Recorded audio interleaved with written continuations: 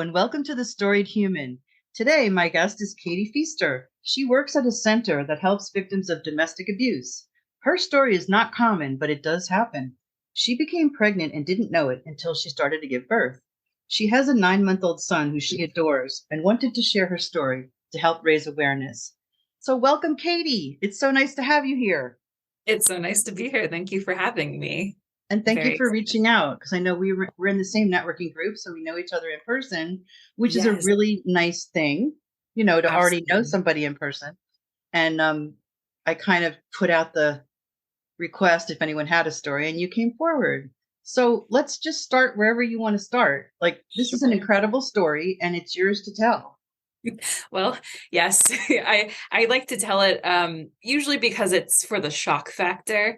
Um which it is very good for. It's definitely a conversation starter. My dentist shook my hand after he heard it because he just couldn't believe it. And he had to say, run that past me again. So I get a lot of those reactions, but I don't usually get to talk about what the experience actually taught me. And I definitely do want to share that because I feel like a lot of women don't realize just how strong they are until they're in crises or they have something huge happen to them. But I'll rewind a little bit just because it does require some backstory. So I didn't know I was pregnant, as you mentioned. And part of that was because I actually thought I was having maybe like some PCOS symptoms or maybe even like some gastrointestinal issues. So I didn't really think anything of it because it wasn't severe enough to rise to the level of concern for the longest time. So at this point, I was putting myself through school, going for my bachelor in psychology of addictions. And I noticed that it was progressively getting a little bit worse, but again, like not anything too concerning. Um, wasn't really putting on weight. I was just maybe like mildly bloated. My coworker likes to tell people it looks like I ate half a cheeseburger. So yeah. so so it wasn't noticeable. We did have a client that said, "Oh, are you pregnant too?"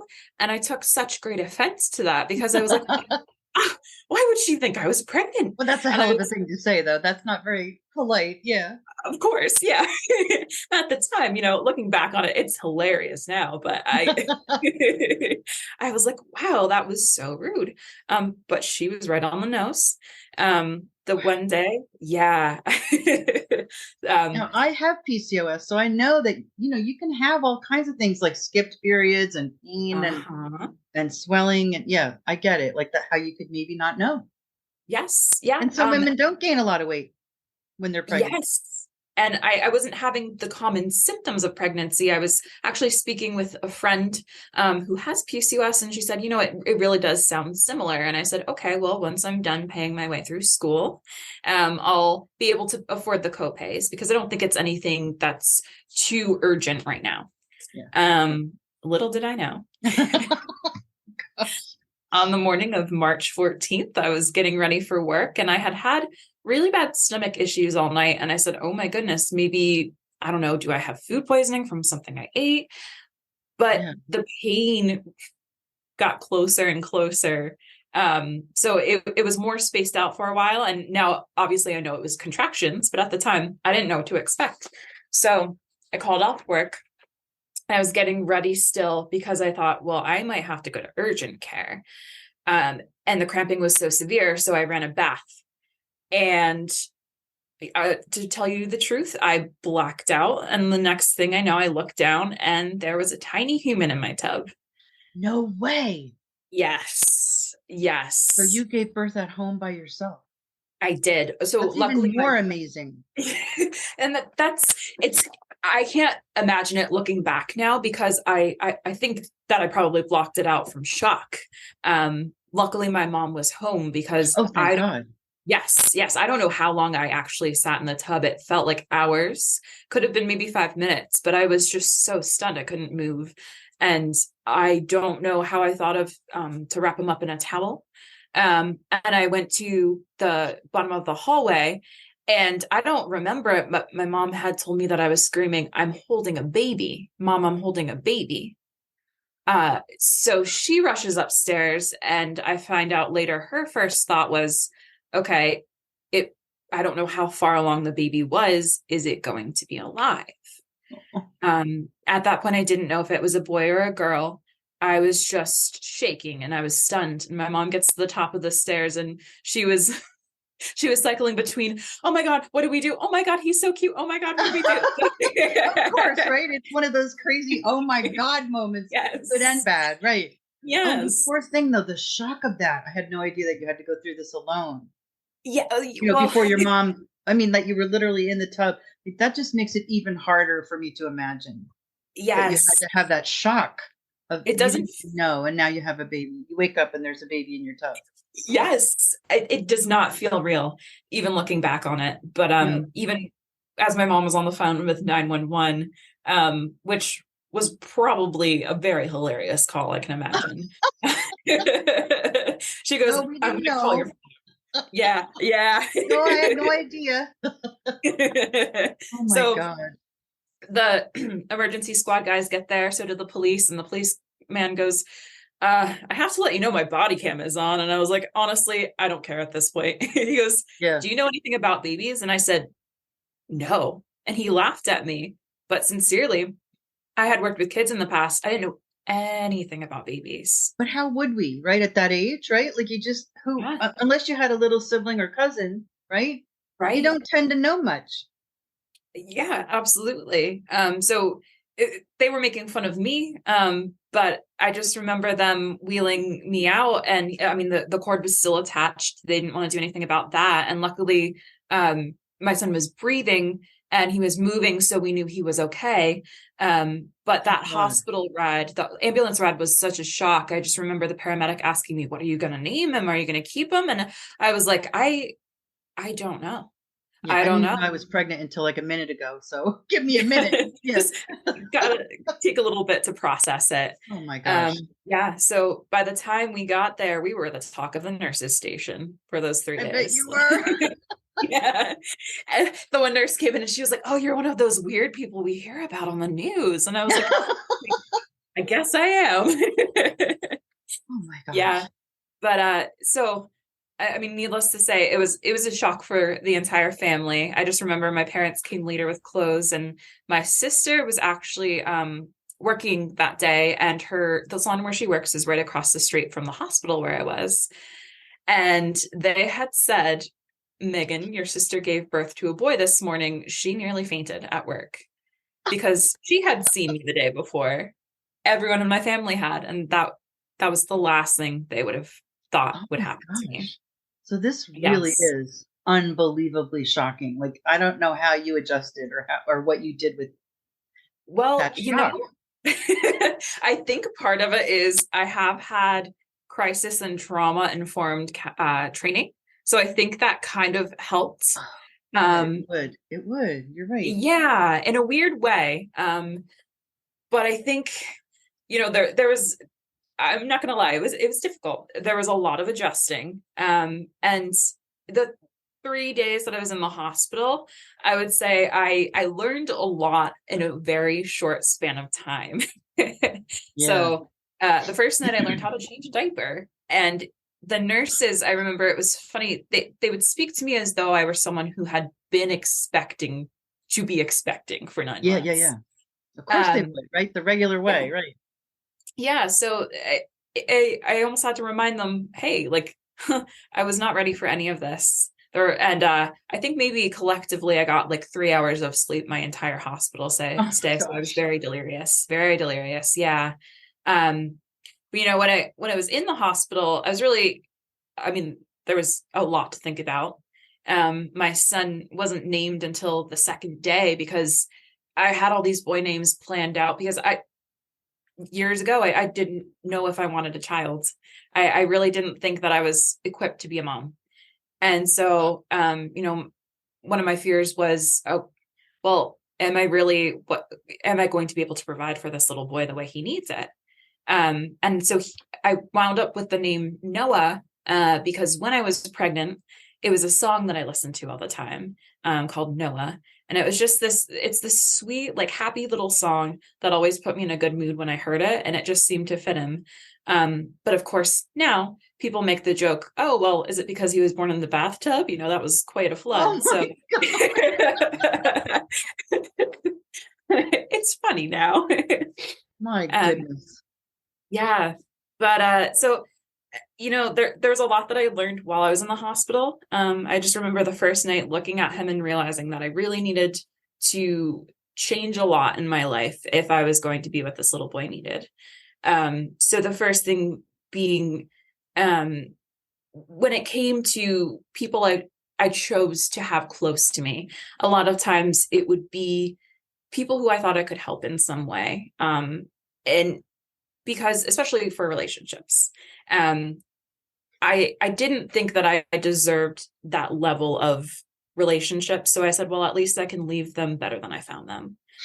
So it wasn't always necessarily people that I liked as people, if that makes sense. It does make sense. Yeah. It's So kind of a codependent thing, yes, I can totally absolutely. relate. Yeah, I've been there and I still So like flip into that with people. It's a really strong like trait in some of us.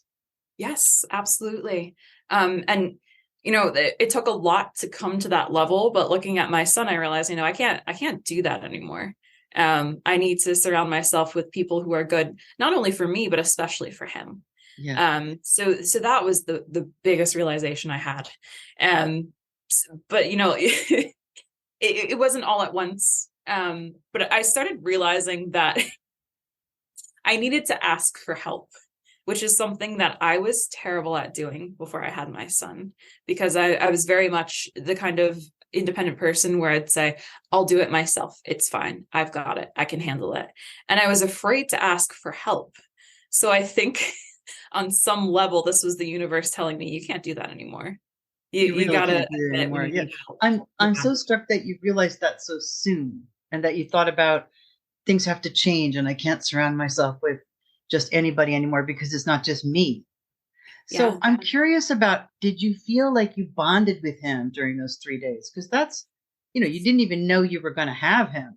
Right. Like Right. So, it's complicated anyway. Like with a normal yeah. birth where you're planning, it's just such a shock anyway to have a baby. And people talk about not bonding right away. Did you feel Yeah. like you started to bond with him or did that take a little while? Um, it took until about when I got into the hospital, when I held him for the first time.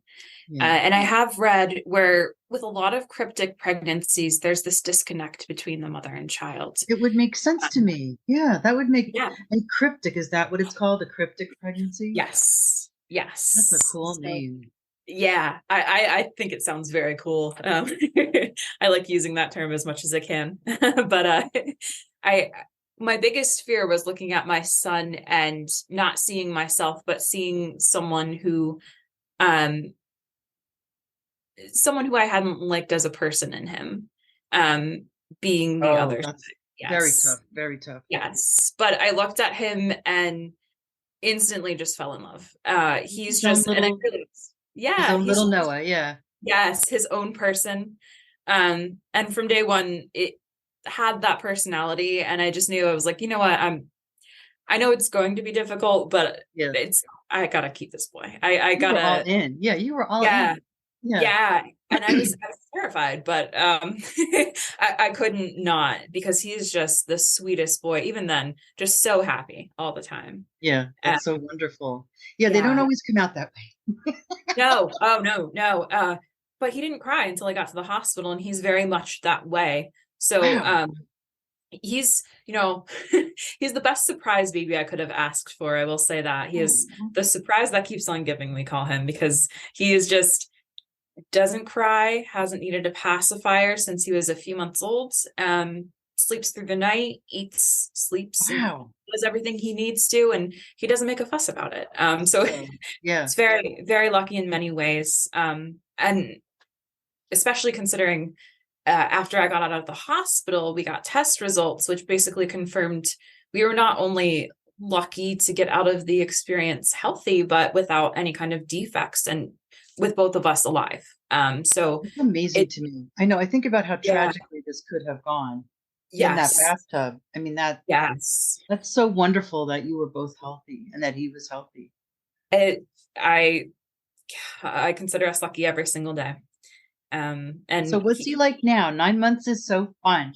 I really do love babies, but I yes, especially love, like, 7 to 10 months. That's, like, I think my favorite because they don't run away from you yet. So that's yeah. because that's harder. But they're really aware and they're so fun. Yes, he is incredibly interactive. People usually think he's older than he is because he makes eye contact and he chatters away. He's such a happy little boy. So he can say mama, he can say papa, which is my dad, Uma, which is my mom, and he tries to say his aunt's name, which is Megan. He gets Negnin or Neng Neng, which is close Yeah, enough. so he speaks early. Yeah, that's really Yes, early. He sounds yes. smart and charming. He does. He sounds very Well, charming. yes, he's very charming. His new thing, however, is he growls at everyone because his grandpa taught him that. So I think he thinks when that's just how people express their happiness. So now we warn people who are meeting Noah, if he coughs or growls at you, you have to do it back. You just have to do it You back. just have to. It's the way Yeah. that he communicates. So I'm thinking about how nice that is that you do have your family, and I'm sure Yes. it makes a big difference. And it's so Yeah, good for him, to be raised with his relatives and not just you. absolutely. Not that there's And anything wrong with you, but it's so nice to have a family of people doting on you. It's just so sweet. yeah, and for the longest time I suffered from that mom guilt of I should really be the one who's taking care of him. I don't want to burden my family with that. But I realized, like I mentioned before, that it's okay to ask for help. And Yeah. they love him as much as I do. So they're willing to do anything for that Yeah. little boy. So it's just nice knowing that he has that support, regardless of what is happening during my day. I know that he's there with one of my family members and I'm he's so being impressed with cared your family because they feel to me like they just saw him as a wonderful surprise. And yeah, they just said, "This is our gift," right? yeah, He's a they gift. absolutely did. He's a Yeah. gift to all of you.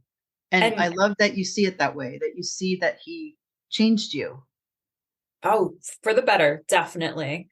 And it really, I feel like, put things into perspective, in terms of what matters most in my life. Yeah. And it really changed the way I view my day-to-day life as well, because everything I do, I feel like, is for that little boy. And I just, I miss him during the day, but I go home and I'm like, oh, I just can't wait to smush him. Yeah. Because he's just such a sweet guy. I just really couldn't have asked for a better surprise, baby. So thank goodness it worked out. I'm just really happy to hear that. And I Thank I you. wish I could smush him myself because he sounds adorable. Yes. And it is amazing how a baby just, like, snaps your priorities into place.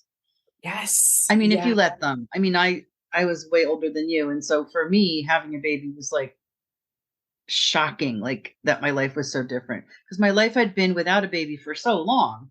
And I remember just saying to my husband, like, "I think I wanna go back to the way things were." That's, like, at a low point, I was just like, Oh, because our daughter had colic for 3 months, and oh she would cry no. every night, and we would have to walk her up and down the stairs and pound her on the back, and I just remember feeling like, "I'm not up to this?" Luckily, Yeah. I had my husband, and he developed this method of, like, almost stomping up the stairs because he had read about the gas that gives Okay. you colic. So he would, like, Yeah. stomp Yeah. up the stairs and pat her on the back almost so hard that I was afraid, but it worked. It worked. And she got better Wow. after a couple of months, and I, definitely adjusted, but it can be hard. It can be hard.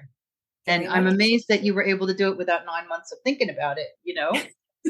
Well, I will say, it wasn't all sunshine and rainbows. There were many times where I just found myself so down on myself, and just to the Oh, point where I could have burst into tears because there was so much that was changing in my life. yeah. Um, and not only having a surprise child, but having my first full-time job and learning to balance the two, because really feeling that pressure that I need to support this boy any way I can. But it has leveled out because I am beginning to surround myself with those people that I realized I need to surround myself with when I was in the hospital. So it definitely has leveled out significantly since when I first had him. I mean, it's only been 9 months, and I feel like you really adjusted and you really figured it out. And Thank you. so, is there anything you could tell other women that you, looking back, you realize might have been a sign, or is there any advice that you could give someone?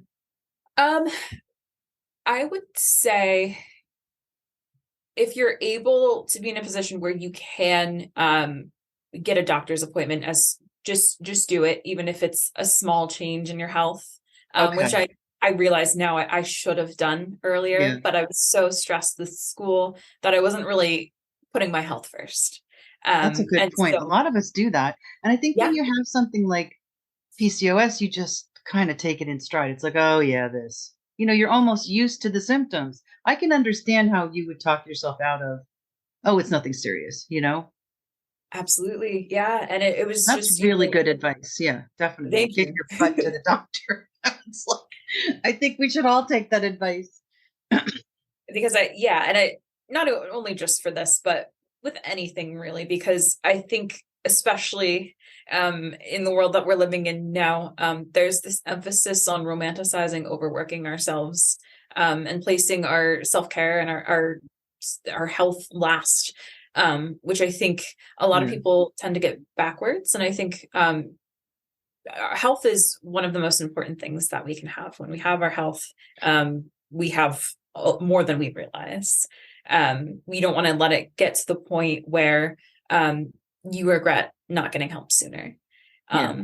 Noah and I wound up being very lucky in this scenario, but it could have gone a lot worse. It could have. Yeah, so I would just say, even if it's a small change, it's better to make sure. It's better to be safe than sorry. Well, I am just so tickled that you shared your story with me. I think it's very powerful. I admire your strength. I think it really does speak to how strong women can be when they need to be. And I'm impressed with how your whole family rallied around that little sweetie, that little surprise. Is there anything else Yes. you'd like to share with us? Is there anything else that you wanted to say? I would just like to say that sometimes huge experiences or unexpected experiences can really show you that you're capable of more than you think you can handle. Because I really defied the expectations I had of myself and the things that I thought I was capable of handling. And it was incredibly worth it for this little boy. But I think everyone kind of doubts their own abilities. Yeah. And do you see yourself differently now? Like you feel more capable? Like you feel like you could handle something else big? Um, Depending on what it is. So if it was another surprise baby anytime soon, I'm going to say maybe not. But Why not? Why not? yes, but I think, yes, I definitely see myself as being capable of more than I gave myself credit for Yeah, previously. I think that's wonderful. I think the lessons you got from this are wonderful. And I know that someone's going to hear this and they're going to be able to either learn from it or share at some other point. If maybe one of their friends says, oh, I don't feel right, maybe they're not pregnant, but they'll get them to the doctor a little sooner because they heard this story. And that's a wonderful thing. Well, I'm glad if it can help Yeah. anyone in any capacity. And it is kind of fascinating to hear it from somebody it actually happened to. We all know it does happen. Yeah. And I don't think we understood how easy it is to have it happen, actually. If you already have a syndrome, right, that makes you Yes. feel not so good, I can understand how you would just chalk it up to that. Because I have the same thing and I know there are times when I still feel pregnant. It's like now that I've been Yes. pregnant, I know it's just, and you'll probably notice that now from now forward, you'll be like, Oh, this yeah. kind of feels like I can see why I was confused because PCOS feels like being pregnant. Oh my gosh. Oh, and talking about the people asking if you're pregnant, somebody asked at a New Year's Eve party when I was 49 years old. Oh, it's 48. And I was turning 49 in 4 months. And I did have a belly. And she asked, she just said something like, oh, aren't you lucky? You're going to have a new baby soon. And she was older. So I just said, it's okay. It's like, Yeah. I pretended like it was a compliment. I said, oh, well, I'm Right. so flattered that you think I'm young enough to have a baby. I'm going to Oh, be 49 in a couple of months. She's like, I don't know, she was more shocked with I wasn't pregnant or that I looked young, but it was pretty funny. People should just keep their mouths shut, right? Yes, absolutely. I never say anything. I remember I was sitting with a woman at work and she was like out to here, and I knew she was probably pregnant. Didn't say a word. I waited for her to say. It's like I will never ever say that to anybody. No, no. Pretty funny. I mean, like I said, looking back on it now, it's funny. But at the time, oh, I was so offended. Yeah, it is offensive. I just don't think anyone should go there. So, in your work, have you found that you understand just a little bit more when you're dealing with moms? Uh, yes, and Mm. especially when it's single moms, and especially when it's a very very young child. But really a child of any age. Yeah, It's just that need to want to protect your kids yeah, and do what you can for them. Um, it I can understand now why things are always more emotional when there are kids involved. yeah, And I have to say, even just having a kid made me even more sensitive to those things. yeah, So, I mean, internally, I want to cry right with them, but I can't externally. But I do empathize on a different level yeah. than before I had a son. It does deepen your understanding. I remember feeling like that because I was always pretty empathetic and sensitive, and I always loved children. And I had a nephew and a niece, and I loved being around them. But once I had my own, I was like, whoa, like this is Yeah. both the good and the bad. Like, this is what women go through. This is not easy, Yeah. being up all night or just worrying or, oh my God, like somebody said, it's like taking your heart out of your chest and having it walk around. It's like that's how Yeah. raw you feel sometimes. Yes, that wow. I hadn't heard that before. I just got chills, but that is so accurate. That hit me so hard. I was like, yeah. And I think we don't talk about this all the time, but if you're sensitive anyway, which I sense that you and I both are, and if you're empathetic anyway, motherhood is harder because you're so sensitive, like you just feel it all. And you Yes. have to be like, I know for me, I constantly have to check whether I'm being smothering or overprotective because I'm Yes. just so connected to my kids. And especially as they got older, I had to literally pull myself back. So I think for some people it's harder. Motherhood can be really, I think it's hard for all kinds of reasons, but I found it hard because I'm just so emotional. I would definitely agree with that. And I think Yeah. as Noah gets older, I'll start facing more challenges that I didn't know that I was going to face, especially in terms of being sensitive and just wanting what's best for him. But I Yeah. think there will be that point where I have to kind of say, okay, he needs some space. Yeah. But you It's can still give him what he needs from a distance. it's good for us to practice that. I know it's just always been an issue for me. For Mother's Day one time, my family gave me a card. It was a mama duck Mhm. with three little baby ducks, and they were in the water, and they all had life preservers on. Oh, And ducks don't need life preservers. And I was like, so you guys silly. get me. You get me. It's like, I just had to laugh. I mean, they nailed it. They nailed it. So I guess as long as I'm aware of it, I'll be all right, I guess. But Yes. I was a little clingy there as a mom. Um, yeah. Because I just noticed sometimes with other moms, I would just say something like, "Oh, I miss when they were a baby," and they're like, "Yeah, but now you can explore and you can they're moving along and they're getting older." And I'm like, "Yeah, I'm happy for them. I love that they're doing well in school, but I miss when they were babies." Like, Yes. just it's it's like that. It's like that. You miss each thing.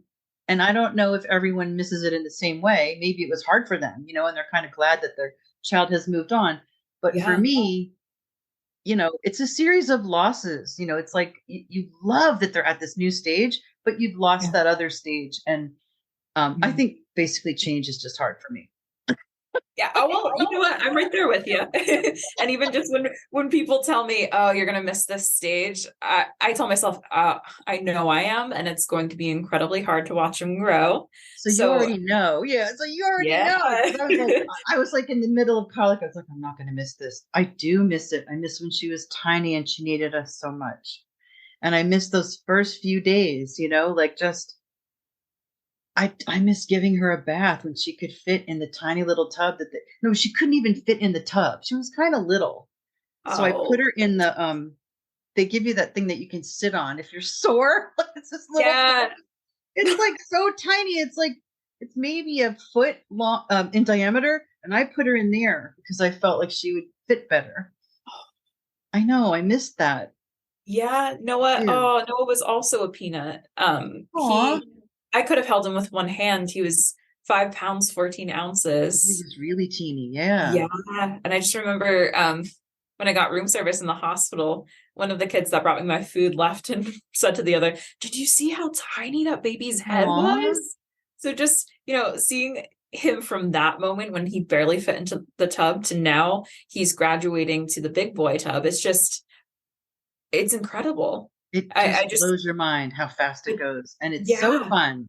But again, it's so sad. Like it's sad and happy. It's sad yeah, and happy. There's a book it's, called Bittersweet. I just finished reading it for a book club.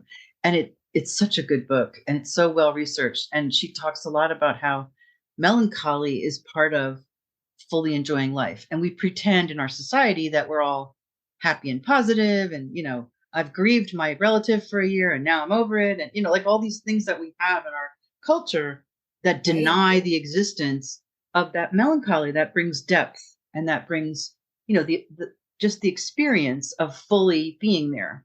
So nothing is all happy, right? But we like to, as Yeah. Americans, pretend like it is. It just makes it so much harder for everybody. I love the book. I highly recommended it. I wish I could remember her name. It's over there in my pile of books. But I'm gonna Google it. it's just so it's just got such depth to it, and she researched it for so long, and it's got so much to say. And you can take a melancholy quiz. I scored pretty high, so she goes, "It's not a bad thing. It just means you're sensitive. That Yeah. you feel the sadness in things at the same time as the happiness." And to me, that's normal, right? Yeah. And yeah, it just means that you feel everything maybe more intensely than others, but that doesn't mean it's a Definitely. bad thing. I think it Definitely. was I think it was Bob Ross that said you can't have the light without the darkness. It's darkness and light. Yeah. Um so I really that really stuck with me because it's so true. I think it's just that yin and yang, that balance of the two. It's not you can't have Yeah. one without the other at And the time. dark makes the light sweeter, and the Yes, sadness makes the happiness sweeter. And we yes. all kind of know that, but we don't always acknowledge that other side. She talks about toxic positivity and about how people are just like so happy and positive no matter what. And that's not helpful. That's not healthy. To your point, like I think a lot of people don't acknowledge the fact that getting through something is different than getting over something. And people kind Exactly. of stress you just have to get through it and you have to kind of stuff down these feelings. And it also does teach your kids, that's how we handle emotions. And especially for Right. boys, one thing I'm becoming super aware of now that I have one is that boys especially are taught, you're not allowed to have those feelings.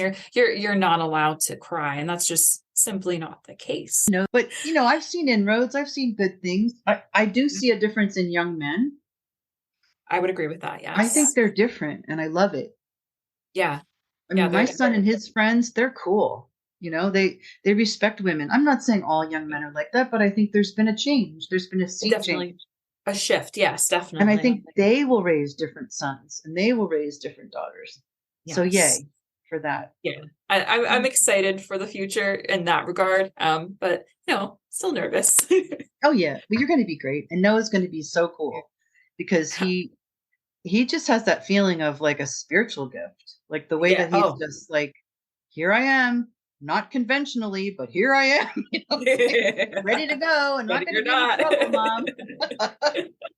He just And has that aura of, you know, that day, I forgot to mention it when we were leaving the hospital. My dad was in line at Starbucks because I was like, I just really need coffee. Um, what a new mom comment. Yeah. yeah. So my mom and I were walking to the pharmacy to get some medicine for me, and he realizes that there's a priest in line. So he goes, I'll let you cut in front of me in line, but can you give my new grandson a blessing? So Noah was blessed that day in the hospital, and probably one of my most favorite compliments that I've ever received was that the priest called me a long haul trucker. And then said, he said, this little boy is gonna grow up and he's gonna stand up for what he believes in, and he's not gonna be afraid to tell everyone where he comes from. And that just really stuck with me. What a lovely way to start. I mean, Yeah, that has a magical feeling to it. Well, I could talk to you all night, young lady, but I will let you go. likewise. Thank you so much for coming on The Storied Human and sharing your story.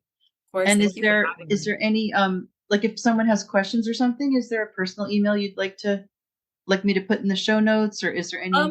Sure, yeah. They Okay. could so it's the letters KT, because my dad thought he was being funny because it's KT. Dot FEASTER at att.net. Okay. So if people want to talk further or ask you on their podcast, they can send you email at kt.feaster.att.net or dot Or too at many att. dots. Yes. Okay. That's great. Thank you so much. Have a Thank you good for night. having me. Thank you. You as well. Take care. Great. I'll see you soon, Thanks. probably. Yeah, you will. Bye. Bye-bye. What a great interview with Katie. Thank you so much to Katie Feaster for sharing the unusual story of her baby's birth with us. It is amazing what we can do, more than we think we can when we have to. So I really appreciate her sharing. And I wanted to mention that the book I mentioned is called Bittersweet: How Sorrow and Longing Make Us Whole by Susan Cain, Cain. I highly recommend it. It's a great book. And that was the one that we talked about a little bit. And Katie, if you want to talk to her or ask her any questions or get in touch with her, her private email is kt.feaster, FEASTER, at att.net. So many thanks to her. I wanted to remind you that if you have a story you'd like to share with me, feel free to send it to thestoriedhuman@gmail.com. You can also DM me on Instagram at L Thompson _574. And keep in touch with me if you'd like to join the Facebook group. I have a public Facebook group called The Storied Human. I'd love to hear from you. I'd love to share your story if you feel you have one, or you have a story you would like me to read. We've started fairy tale Fridays, I think it'll be, or fairy tale end of the month. We're not sure, but we've done 2 and really enjoyed it. So keep in touch. Let me know your stories, what stories you want to hear, or if you want to share your personal story. I love stories. I would love to hear from you. So thank you so much for listening, and I'll see you next week.